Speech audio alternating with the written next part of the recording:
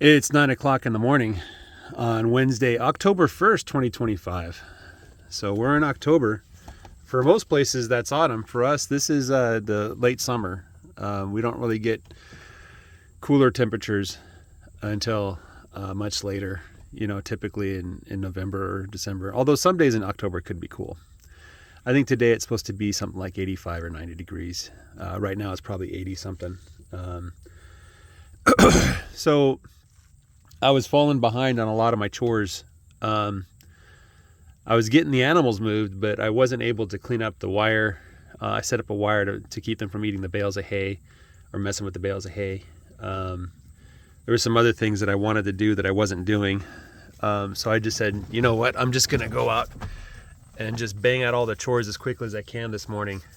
Part of the reason is the sun's setting earlier. So I get home after closing the restaurant at 3. I get home about 4:30 and take a little break, then go back out to the field. I only get like an hour and a half of sun.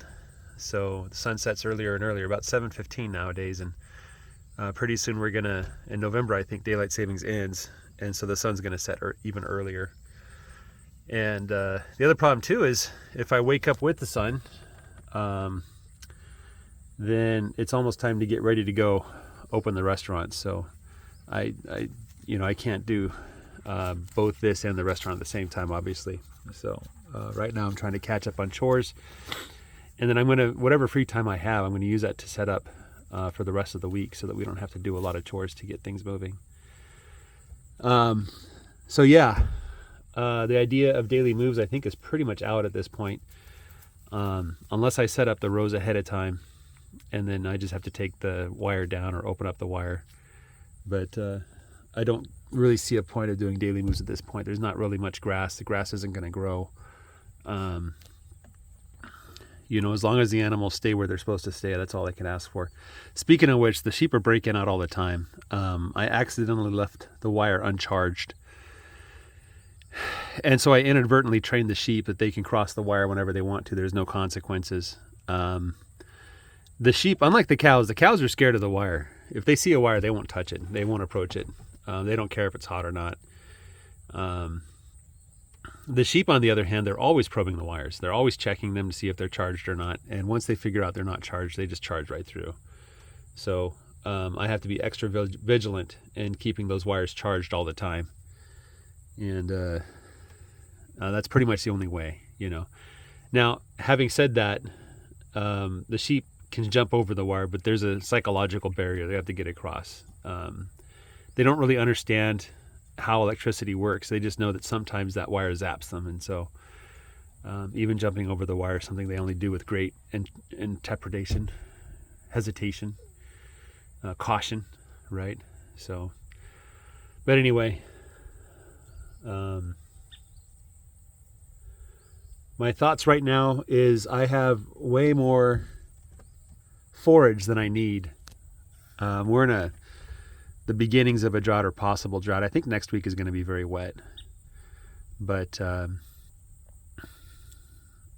even if it doesn't rain for the next 3 months, I think I have enough grass to feed all these animals.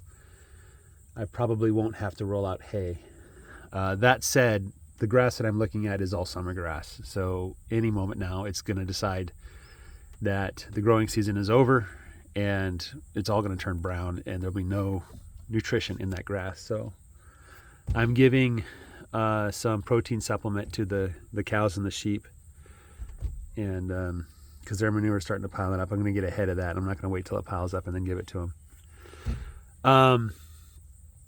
Haven't seen any more sheep with problems. They seem to be getting along okay. Of course, sheep are expert at hiding their sickness, but I don't know what it was about the past few days, but for some reason it was incredibly difficult on the sheep. So I'm going to keep my eye on them. I'm thinking of moving the cows here with the rams and the bulls. I've given the Red Bull 2 months. So he had rein on the cows for 2 months. And so he should have gotten almost all of them if he's going to get them at all. So I'll probably bring them here so this bull can do the cleanup work on ones that he missed.